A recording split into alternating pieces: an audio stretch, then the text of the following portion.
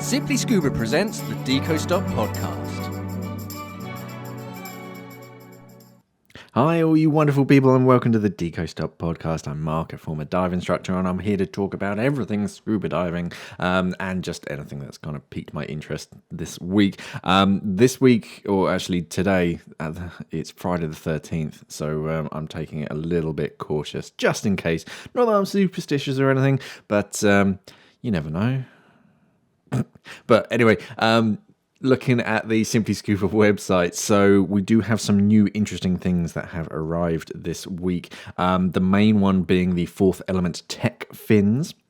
So these are the first in Fourth Elements, the second in Fourth Elements fin range. Now these are, as the name suggests, more aimed at technical divers. So of course they're vented fins. They're a pretty familiar design. Most vented fins look very much the same, just with a few little tweaks and then with a different logo on the front. But these ones are actually quite nice. I do have a pair of samples downstairs in my studio, and lovely pair of fins, and just I can't say zero packaging because they do come with a handy little strap to clip them and hang them up, but no plastic bags, none of that, and it just makes life so much more environmentally friendly.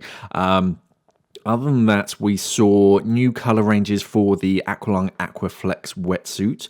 So they're now in this kind of grey, bluey grey kind of colour, which is quite funky. Both men's and women's, 3mm and 5mm. They're a similar design, except the 3mm has like one panel in a slightly different color. So they're similar, but they're ever so slightly different. But yeah, I quite like these. But I quite like the previous version as well. The like bright blue. I know bright blue is very much my thing, but if it's not yours, then yeah, these are a bit more subdued. But they're not just black, because everyone under the sun has a black wetsuit, whereas these ones just a little bit different. The women's has like 3 tones of sort of grey going to black, and these are all made out of AquaFlex, hence the name, neoprene, which is petroleum free. So it's much nicer. It has a 4-way stretch material, so it's very, very flexible. And everything down to the cuffs, instead of having that like stitched cuff just around that leading edge, I forget the name of it, but they basically pinched it so that it stretches, because stitching doesn't stretch. It's much easier to get your hands and your feet through the actual cuffs. So that's a very simple and elegant way around it. So if you do need a new wetsuit, I know I say this a lot, but it's definitely worth looking at the AquaFlex, because incredibly flexible and nice and comfortable. And now they come in more subdued colours, because the women's one, you've probably seen it online, is the one with that sort of purple star constellations. That's very, very popular. I think they still make it, but now they've got a second colourway of it as well, if you want to be a bit more subtle in the water. Aqualung also released the Helix Regulator and the Helix Pro. The Helix is kind of replacing the Core. So the Core Regulator was always one of my favourites, because for the price that you pay, you get a lot of regulator, and a really well-performing regulator. They've, of course, tweaked it. They've given a cosmetic upgrade, and now it's got their new modern sort of gear ratchet logo on the front. The Helix Pro is slightly better, from what I can tell, because I've only ever seen the Helix Pro. I haven't actually held the Helix. Is that it has the ACD system on the Pro, which is the auto closure device. It's a little spring-loaded mechanism that blocks the inlet to the first stage as soon as you disconnect it, to help prevent contaminants. I believe that's the only or the main difference between the two.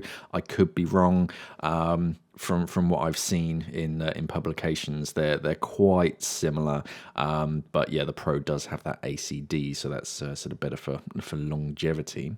We're stocking it in the Stage 4 set, which means that it comes with the Octo, and it should come with gauges as well.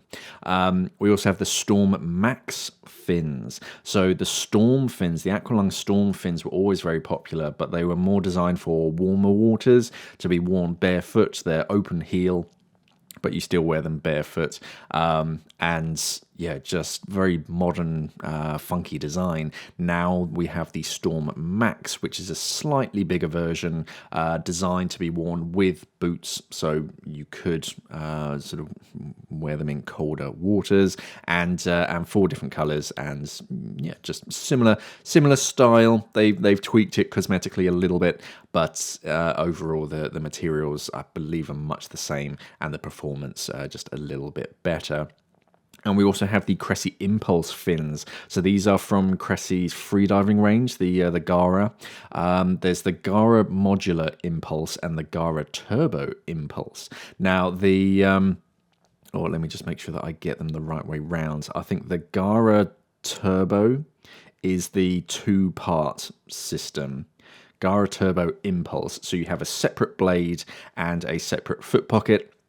Cressi have always been very good at freediving fins, and so we now have those, and the Gara Modular Impulse, which are a little bit more serious. They're also modular, as the name suggests. They have a separate blade, but more. I'm trying to think of the word. I think they're more refined, as it were. So they're just the longer, more traditional, whereas the turbo, I think, are a little bit smaller. I can't remember. I haven't received my samples yet, so I'll do them a little bit later. But yeah, if you're into freediving, both of those, both modular fins with the sort of fishtail tips and everything. So yeah, good for freediving. Moving on to social channel updates for Simply Scuba. On Friday, AskMark, I was talking about, or answering questions about body temperature in dive computers. Someone was asking why they measure water temperature, but that doesn't sort of get integrated into the decompression algorithm, and why we don't monitor skin temperature or body temperature and sort of have that, because your decompression rates fluctuate depending on your body temperature, and the answer was that we do, or some dive computers do. The only one, or the main one that comes to mind, is the Scuba Pro M2, I think, because that has Humifactor diving, if you ever see that logo, and you can buy, it's usually an optional extra thing that you buy, but it's one of those heart rate belts that you see. You put that around your chest, and that monitors your heart rate, but it also monitors your skin temperature. So that's very, very clever, and that gets put into the decompression algorithm, so it tailors your dive profile depending on how warm you are, how hard you're working, all that kind of stuff. And if the computer thinks that, oh, you know what, you need to be a little bit more conservative, it actually adjusts your dive profile accordingly. Whereas if you're on a nice, chilled out, relaxed, warm water dive, it adjusts it in the other direction, so you can spend a bit more time underwater. So that's quite cool. Hood recommendations. Someone had a hood that didn't have vents, and they were asking for a recommendation on a hood. Heated undersuits. Someone had the Mares XR3 dry suits, and they were wondering about which heated undersuit they should go for, and whether the Santi Thermovalve would fit onto a Mares dry suit, because they do have Mares valves, and most traditionally the Santi valves are either in a Cytec or an Apex valve size. They're ever so slightly different. But I spoke with Mares, and they said that it's the Cytec size that you need to go for. Someone wanted to fit a bungee compass and how to adjust it for size. That's very much kind of put it on your wrist and measure twice, cut once. Someone had mesh collection bags for collecting trash when you're on a dive. Quite a few manufacturers are getting into this kind of market, which is quite nice. So that I think this one, it was called Trushbug. It was trash bag, but without any vowels, and it's just a mesh, like almost a holster, something that straps to your thigh, and it's just a mesh pocket on the side, and if you see anything, then you just pick it up, put it in there. It doesn't create any drag in the water, but it was designed for everyone from snorkelers to surfers to scuba divers, and if you're ever on a safety stop or just on your dive, then if you see some trash, then just get it out of the water. It's you can find a better place to keep that. And someone was asking about how to equalize when you're wearing a full face mask, which is usually down to they often have these little sort of knobs on the inside just in front of your nose, and if you push the top of the full face mask towards your forehead, it kind of lifts those that block your nostrils, basically. That's how a lot of masks do it. Some do it in slightly different ways. They'll have some kind of bar or something. But yeah, if you can't equalize without blocking your nose, then it comes to sort of, well, yeah, how do I equalize?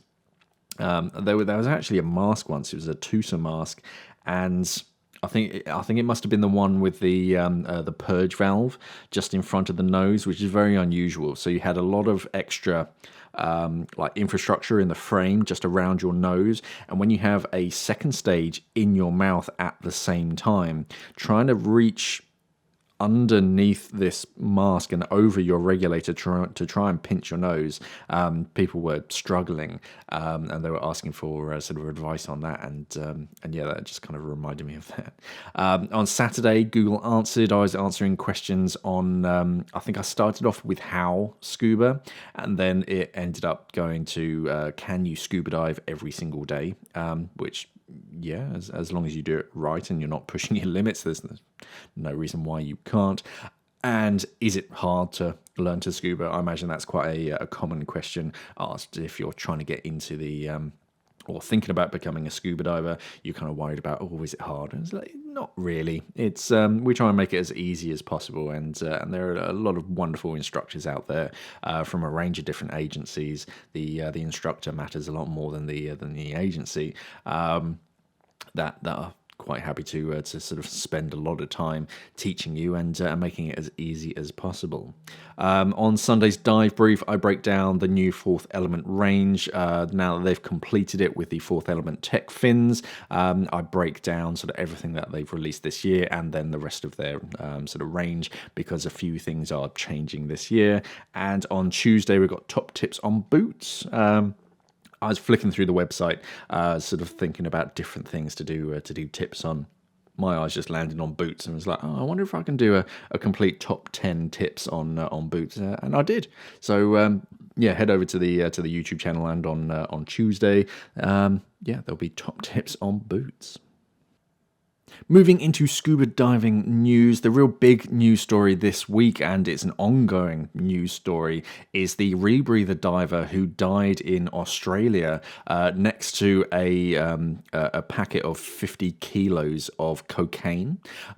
So this is a constantly evolving news story. Every time I check the news in the morning, there's always a new revelation about this.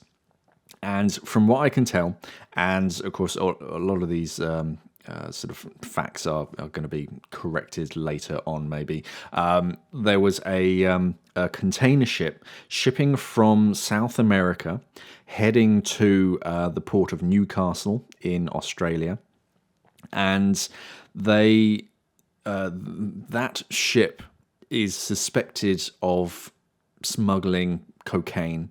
And what they're thinking or believing is that they either have like sections, or I'm trying to think of the best way to put this, that they basically stick the cocaine underwater to the outside of the hull and shipped it over from Argentina, or they traveled all the way from Argentina and then they chucked it these parcels in the water for scuba divers using rebreathers, because no bubbles, to come in, collect the parcels, and then sort of take it to a separate, smaller boat, and then distribute it in Australia. Now, one of these rebreather divers was found unconscious on the shore of the Hunter River. And sort of workers from the port and paramedics administered CPR, but they were unable to revive him, and the man died later at the scene. And yeah, 50 kilos of cocaine were found very close to the body. So of course, police have put two and two together and sort of figured this all out. They've searched the Areti, which was the ship. And of course, they were saying they were just carrying soybean powder, but also two small suspicious boats had been spotted at the scene. So they're thinking that they were all in on it, and they were saying basically how crass it is that they just left their buddy to die effectively. One man has been arrested. If I just pull up this news story, it was this one that actually, there it is. So it was a scuba diver who's known as Captain Jimmy, who's 62 from Queensland, has been arrested and charged with importing a large commercial quantity of a border-controlled drug and large commercial drug supply. He was remanded in custody pending a request for his extradition to New South Wales. He was trying to fly to Singapore, I believe. So yeah, this is one of those stories that's going to continue to develop over time, but yeah, that they were saying how they believe that there was a second diver involved in the operations to remove this consignment of cocaine from the hull of this ship docked in Newcastle. So yeah, the story is constantly evolving, and yeah, if you're thinking about doing anything illegal with a rebreather, please don't. It's really not worth it. Earlier this week, Sump UK released quite interesting sort of details of a new planned backplate, which is adjustable. So this is quite a common question on AskMark, where people ask about what size backplate should I go for, and Sump UK seem to have found or at least created a design which is a two-part backplate with a sliding central section that you lock in place. It has multiple lengths, and it can stretch from what I can see, 490 millimeters. Sorry, that was my dog just playing with her ball, if you heard that. 490 millimeters, I believe millimeters, to 370 to really concertina it down. And this is designed for single cylinders, twin cylinders, rebreathers, and can be laced with either one piece of webbing each side or one continuous piece. They've tried to make this like pretty much one size fits all backplates for all sorts of different designs. Looking down in the comments, they're looking to make it in steel and possibly titanium, which is kind of cool. So yeah, they've just released the like CAD design of it. I don't think they've made up a prototype or anything, but yeah, that's quite interesting. And yeah, just something different, because the backplate industry, as much as we do have X-Deep having some pretty funky designs, Mara's XR is quite traditional but skeletonized, and then we have Hollis's Backplate 2.0, which does have some pretty funky little details in it, and it's 4mm thick, so it adds a bit of weight. But this one, very, very different. I don't think I've seen this kind of extending design for different body shapes or lengths. So yeah, if you do find it tricky to find a backplate that fits you properly and is comfortable, maybe have a look at Sump UK. In the east of England, in Suffolk, a 6-year-old who was just combing the beach for seashells with his father last week found a fossilised Megalladon Tooth. So this is Sammy Shelton from Bradwell near Galston. They were exploring Bordsey Beach with his father Peter over the weekend, where he found this like huge, obviously fossilised black Megalladon tooth. There are other fossil hunters on the beach who sort of routinely sort of have a look for anything interesting. And they were sort of claiming how just amazingly rare and significant it was for him to find this. Apparently, whilst Megalladon teeth aren't unusual to find around the world, only about 1 or 2 are found here in the UK annually. So well done to him for finding it. That's going to be a wonderful story going forwards. And I'm definitely going to be keeping my eyes out. I'd love a fossilized tooth or something to add to my collection. At the Fishing News Awards 2022, Ghost Fishing UK have won the Sustainability Award. They say in their Instagram post that we are so proud to be seen, to be recognised for all of our hard work. Our incredible divers who are so professional and dedicated in their work so deserve this. Congratulations to all other nominees in our category. Very proud to be to have been nominated alongside you. We will hold this trophy up high. So Ghost Fishing UK, if you haven't heard of them, definitely worth checking out. They were established back in 2015. Ghost Fishing UK is dedicated to removing abandoned, lost and discarded fishing gear or ghost gear, hence the name Ghost Fishing. And so scuba divers will go down, they'll assess certain areas of lost ghost gear, then they'll go back down, they'll collect it and dispose of it responsibly. Definitely worth checking them out to see how you can help out as well. And finally, there's been another world record breaking attempt, this time by Polish freediver Mateusz Melina. The past weekend set a new world record in the dynamic without fins discipline, so DNF. He swam 250 meters, which is 820 feet, at the Polish Freediving Pool Championships, which was held from the April the 30th to May 2nd at the Mosir Swimming Pool Complex in Debica. So that actually beat his own record, which was previously held at 244 meters. And in a Facebook post, Melina said, "It was the toughest dive in my life. The pool was perfect, but my preparations on the previous days were not. I am extremely happy and satisfied from the outcome. I gave 100% of myself in that dive, and I'm still exhausted 2 days later. However, I think I can move it further in the future." 250 meters on a single breath. It's just nuts. This is all held under ADA rules, but 250 meters. I'll stick to my 12-litre twins. And moving on to my product of the week, which is those Fourth Element Tech fins. So the Tech fins are a vented style fin. As soon as you'll see them, they'll be a very recognizable style because everyone makes this style of fin because they just work and they're so popular. I myself dive something very similar. I dive the Apex RK3s, and you can definitely see its influences in the Tech fin.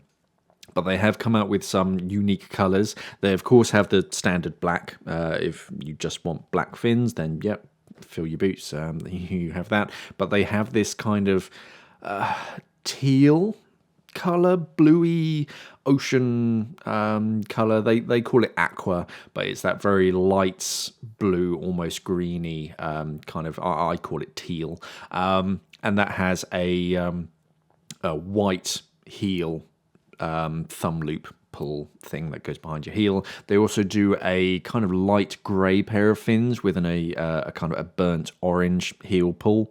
But the overall fin itself, it's made out of natural rubber, and they've made it to have a very specific density gradient so that it's ever so slightly negatively buoyant. I presume in seawater, but obviously with different salinities, it's going to vary. But they wanted something that was the best the best combination. So with some fins, like the X Deep fins, you'll get a soft, a medium, and a hard blade. With RK3, you get the regular and then the HD version, which is a bit stiffer.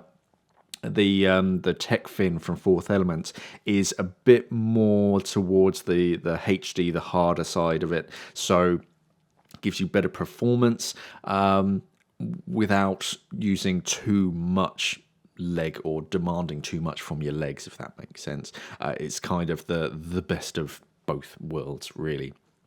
And just nice and compact. This is why I quite like these vented style fins, because if you're diving in shipwrecks, which I do quite often, you don't have this. They're basically like sort of anywhere up to like 6 inches shorter than another design. So just with small little butterfly kicks or frog kicks, sorry. It's very little movement, and you're less likely to be sort of kicking and bumping into stuff. But you still have that control, and you still have that power as well. The vents are there, obviously, to eliminate drag or reduce drag that usually occurs just in front of the your toes. And as I said at the beginning, they do come with this little strap with a single ender stainless steel bolt snap, so that you can tie them up together and carry them around, or after the dive, if you're doing short entries, then you can clip them off onto a D-ring, and that leaves you hands-free, so you can actually do stuff without having to hold onto your fins. They're just the good all-rounder. And another very popular thing is that they have metal spring heel straps, so strong, reliable, and very quick and easy. You don't have those ratchet straps that fewer and fewer fins have nowadays. You have this strong, reliable metal spring heel strap that just adjusts for your wetsuit boot or your dry suit boot compressing. They announced that today as I'm recording, Friday the 13th, and definitely worth checking out, and some pretty funky colours. But there'll be links down in the description below so that you can check them out on our website, simplyscuba.com. And finally, moving on to my question of the week, which this week is agency or instructor.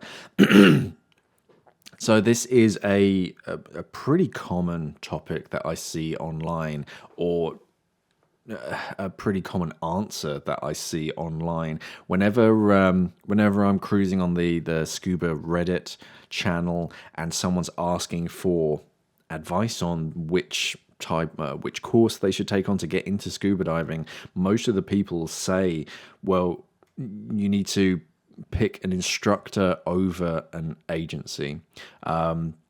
Don't worry too much about the agency, because they teach very similar things, just in ever so slightly different ways. The thing that's most important is that you jive and you get on well with your instructor.